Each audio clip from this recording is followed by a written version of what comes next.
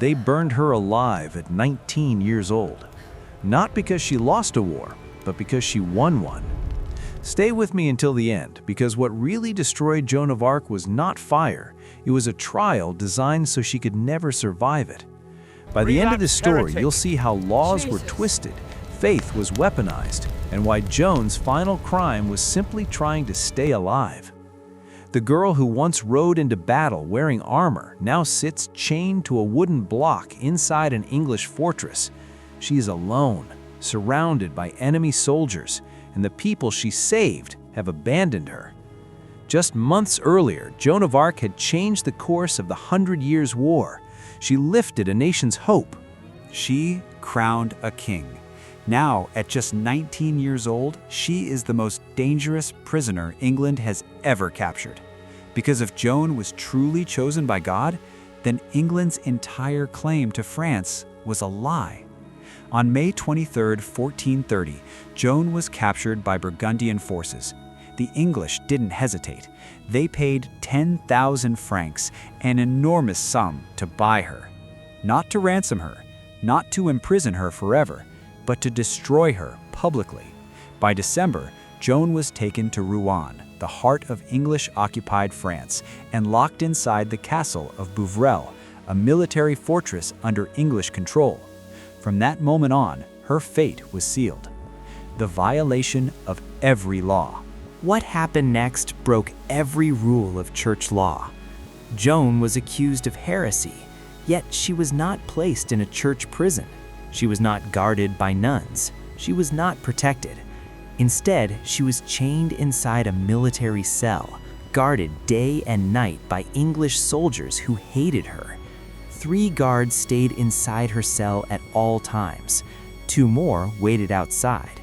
She slept chained to a wooden block, sometimes with iron shackles on her feet.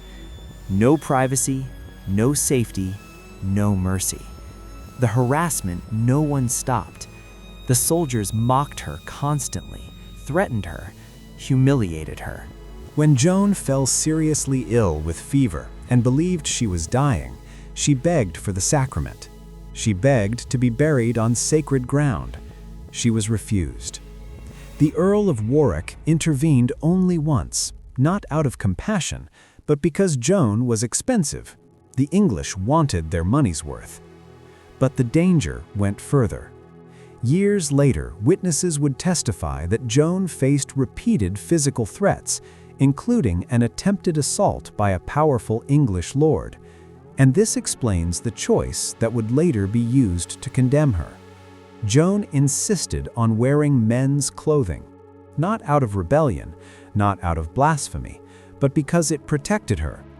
Men's clothing could be tightly bound, laced, harder to remove. In a cell full of hostile men, a dress meant vulnerability.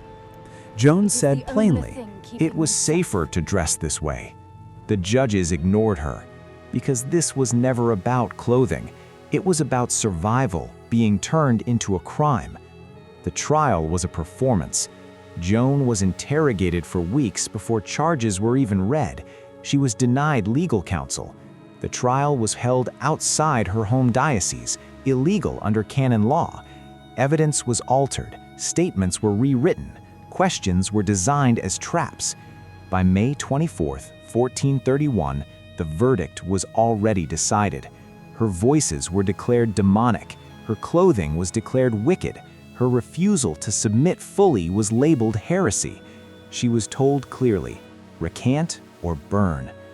The moment she broke. The next day, Joan was taken to a cemetery. A stake stood waiting. She was exhausted, terrified, abandoned by the king she had crowned. And for the first time, Joan broke. She signed an abjuration, admitting she had lied.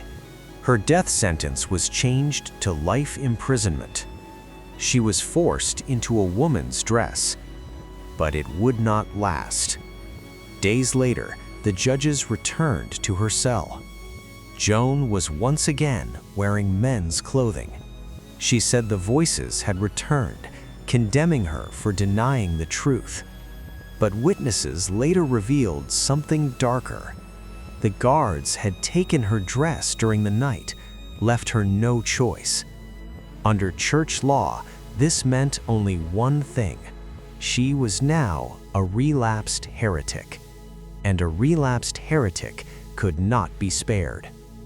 The Flames of Rouen. On May 30th, 1431, Joan was led into the marketplace of Rouen. A tall pillar stood at the center. Relapsed heretic. She asked for a cross. Jesus. An English soldier, moved by her courage, made one from 2 sticks and handed it to her. Joan kissed it, held it to her chest. As the flames rose, witnesses heard her cry out again and again. Her final word, Jesus. She was 19 years old. What they didn't expect. England believed they had erased her. Instead, they created a martyr. 25 years later, a rehabilitation trial declared her conviction invalid, corrupted by bias and lies. In 1920, Joan of Arc was declared a saint. Her trial was never about heresy. It was about silencing a symbol too powerful to exist. Power fears symbols more than armies. Truth is often punished before it is honored.